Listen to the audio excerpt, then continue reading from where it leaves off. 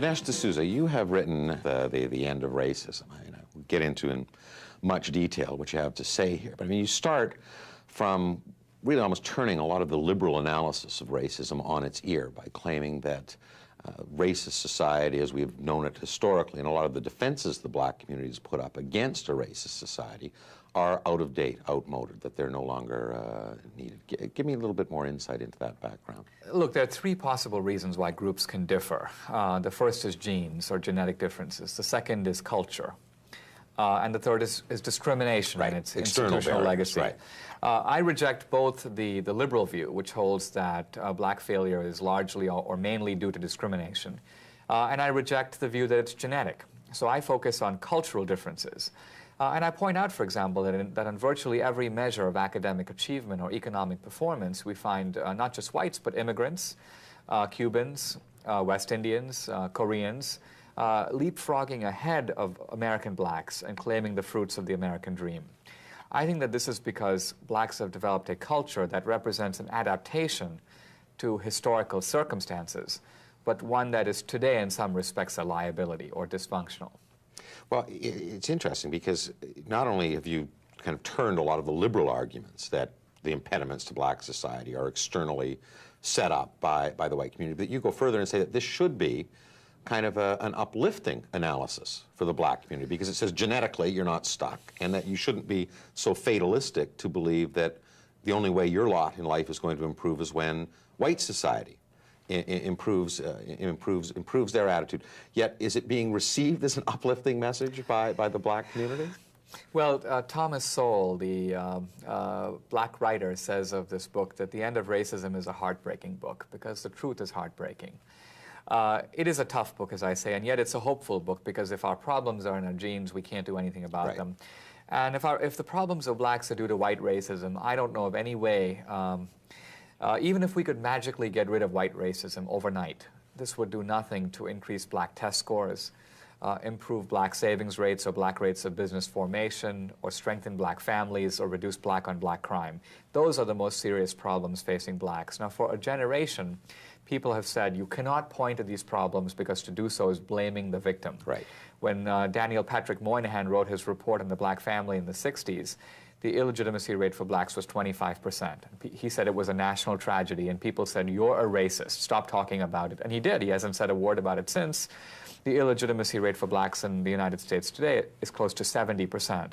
So when these problems are ignored, they metastasize, they become far worse. On the other hand, if they are recognized and acknowledged, I'm confident that they can be addressed. What caused that pathology or that culture that you document and itemize as what you see as the source problem? Well, first of all, it's not solely caused by poverty. One of the contributions of the book is it disputes the so-called culture of poverty analysis that goes back to the 60s. I point out, for example, that Asians and whites who come from poor families making less than $20,000 a year score higher on tests of academic achievement than blacks who come from families earning over $60,000 a year. I point out that poor blacks have a much higher illegitimacy rate than poor whites, for example, and so on. I think one of the reasons for this is that blacks have had a unique experience in the United States, differing from that of immigrants. And it's not surprising that as a result of that experience, blacks have developed a culture, a set of attitudes, values, behaviors that are formed out of the crucible of that experience. For example, I point out that while Americans have traditionally been hostile to the federal government, viewing it as the enemy of rights. For blacks, the federal government has been a deliverer of rights, a provider of rights. It was the federal government that ended both slavery and segregation and played a crucial role in employing a lot of blacks in this century. It was the main force behind affirmative action, for example. Many blacks owe their middle-class status to the government. So it's not surprising that blacks have a cultural orientation that looks at government sympathetically.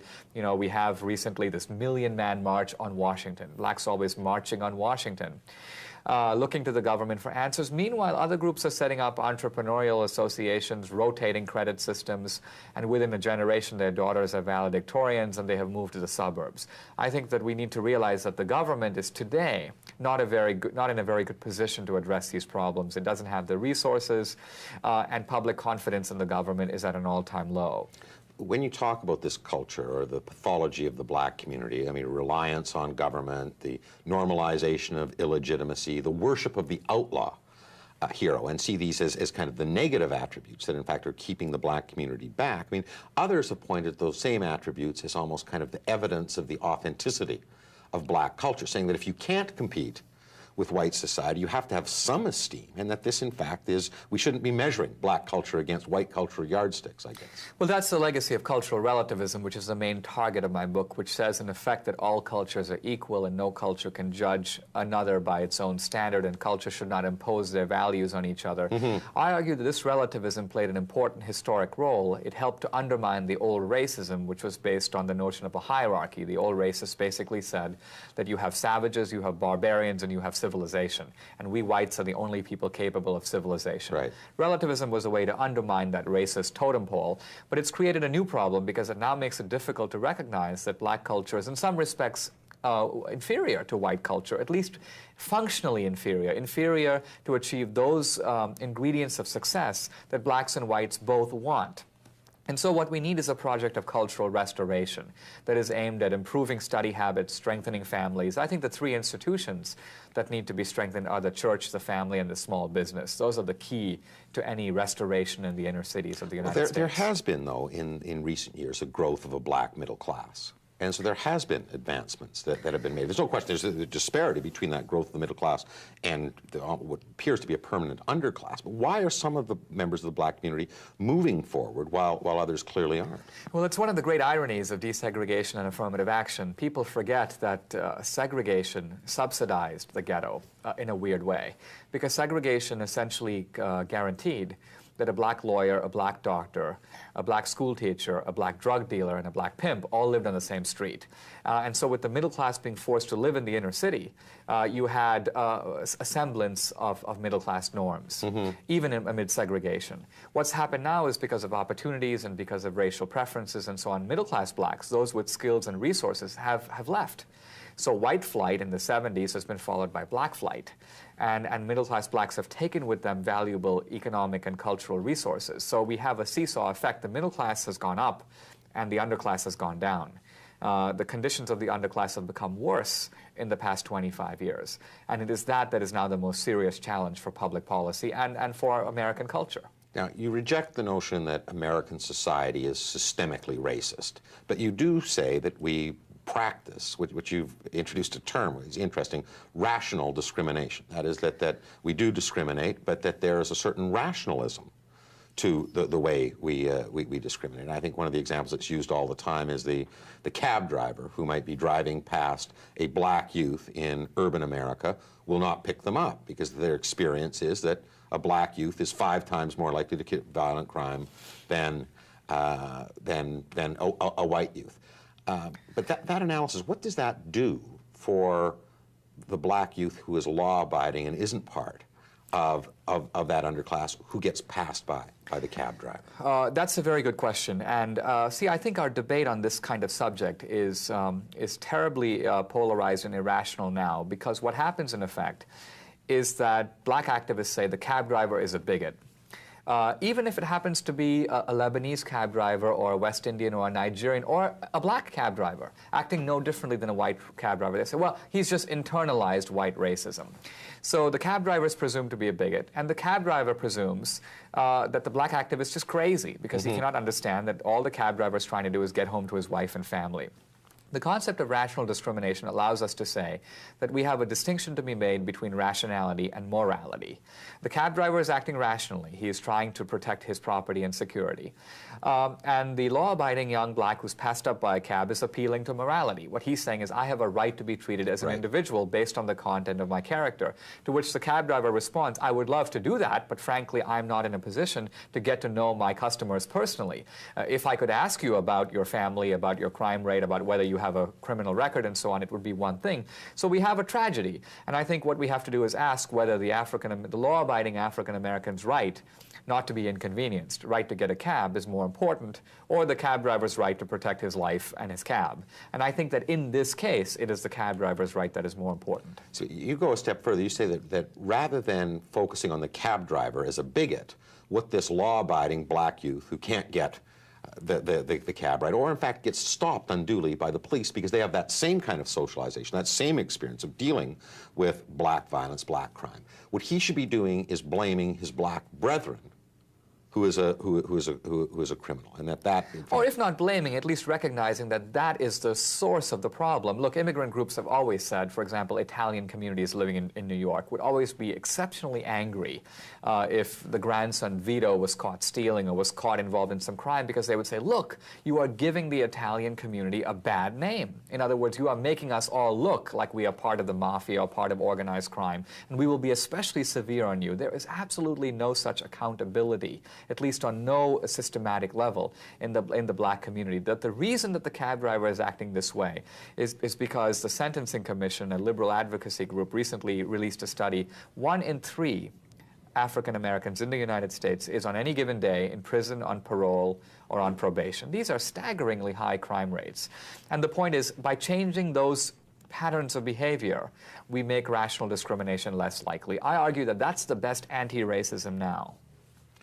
But, and in doing this, I mean, you also kind of excoriate a lot of the black leadership. You call them race merchants, the notion that they profit, they exist by virtue of having an underclass. Well, I say that they recognize that the scandalous sufferings of the underclass provide the political capital that justifies transfer payments to the middle class. In other words, right now, for example, there are programs that mainly benefit middle-class blacks, in which the government provides set-asides, discounts in buying radio stations, preferences to get into Princeton, and so on. Believe me, there are no blacks very few blacks from the ghetto going to Princeton. It's the sons and daughters of Jesse Jackson, of government workers, of Hispanic doctors, and so on. So the point is this: if somehow the ghetto disappeared overnight, if it could somehow end, isn't it true that Americans would immediately begin to say, well, why is Jesse Jackson's kids, who have every advantage in life, getting a preference to go to Berkeley or getting a government contract? The political capital that supports these preferences would disappear. So there is a weird dependency.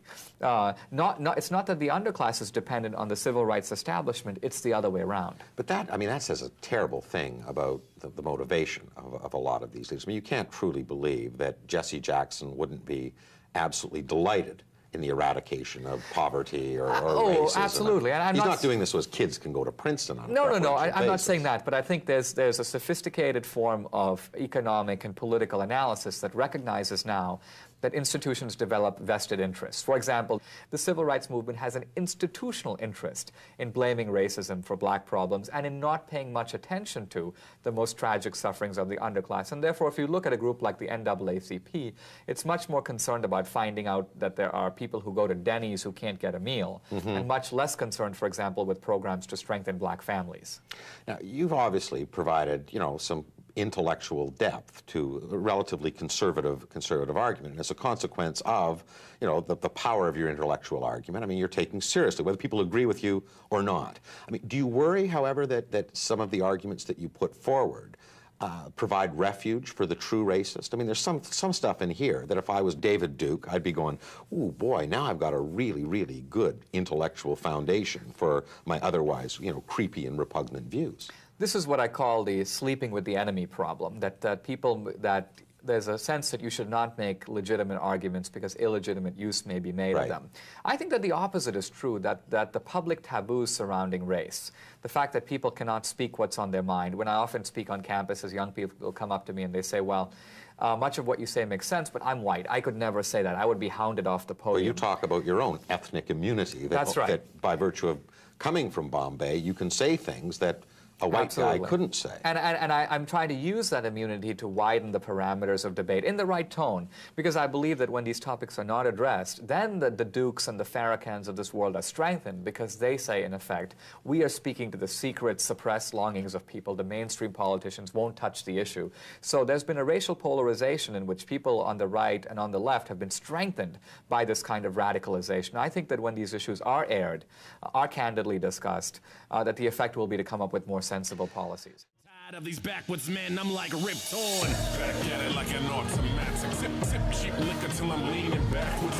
Young English, write the chapters. Black Paisley, yes we go hard. I said we go hard. I said we go hard. I said we go hard. I said we go hard. You said we go hard. I said we go hard.